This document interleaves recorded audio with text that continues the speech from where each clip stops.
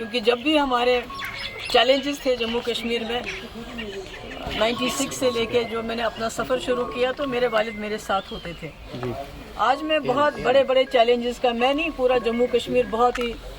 Challenges کو face کر رہا ہے. اور ایسے میں جو ہماری سرزمین ہے جس کے اوپر ہمیں فخر ہے, جس کو دنیا میں جنت بے نظیر کہا جاتا ہے, تو آج اسی سرزمین ہمارے تشخص ہماری شناخت کے اوپر خطرناک قسم کے بادل منڈلا رہے ہیں. تو اس کا نیچرلی ایک بہت بڑی ذمہ داری ہے یہ, تو اس لیے میں آئی تھی اور یہاں دعا کی, یہاں فاتح کی. تو امید انشاءاللہ امید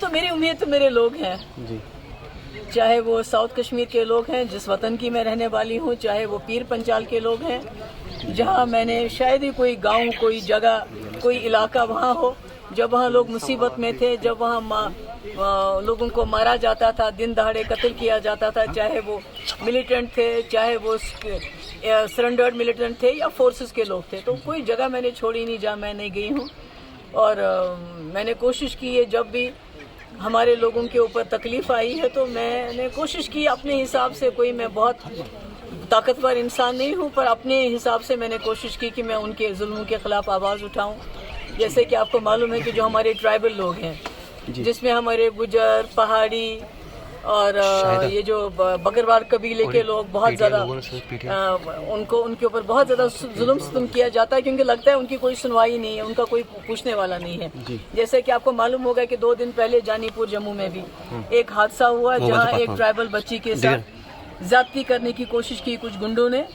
اور اس کے بعد جب اس کو بچانے کے لیے اس کی گھر کے ماں گئی اور بھی کوئی لیڈی چلی گئی تو ان کو اتنا پیٹا کہ ہسپتال میں وہ اس وقت داخل ہوئی ہیں. اور پولیس نے ایف آئی آر درج کرنے کے بجائے وہ کاؤنٹر ایف آئی آر دینا چاہتے ہیں. تو میں سمجھتی ہوں یہ ساری مشکلات, یہ سارے جو ظلم ہے اس کے خلاف میں نے وقتاً فوقتاً میرے پاس کیا ایک آواز ہی ہے وہ اٹھائی ہے. تو میں سوچتی ہوں کہ جموں کشمیر کے لوگ بالخصوص جو میرے اپنے وطن کے لوگ ہیں, میرے غلام شاہ پادشاہ رحمۃ اللہ علیہ کے علاقے کے لوگ ہیں, وہ اس بات کی قدر کریں گے اور مجھے میری آواز کو طاقت دیں گے. تو یہ تو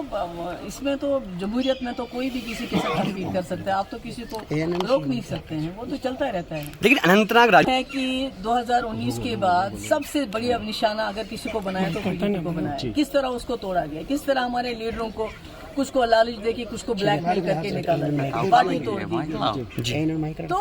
آج ہم محبوبہ مفتی میدان میں آتے کیونکہ 2019 سے میں نے کوشش کی ہے ان کے ظلم کے خلاف آواز اٹھانا.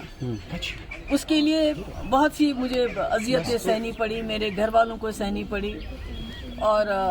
مگر میں اپنی بات پہ قائم رہی. تو ان کو لگتا ہے کہ اگر یہ آواز پارلیمنٹ میں پہنچے گی تو شاید وہاں بھی ان کے لیے مشکلیں پیدا ہوگی, اور شاید جو جموں کشمیر کے اصلی حالات ہیں, خالی جموں کشمیری میں لداخ کی بات بھی کرتی ہوں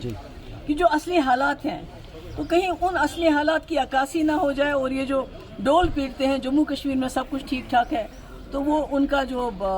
بات ہے جو اس میں راز سے پردہ اٹھ جائے گا. تو اس لیے ان کی کوشش ہے جتنا بھی ہو سکے محبوبہ مفتی کو پارلیمنٹ سے باہر رکھا جائے. بہت بہت شکریہ.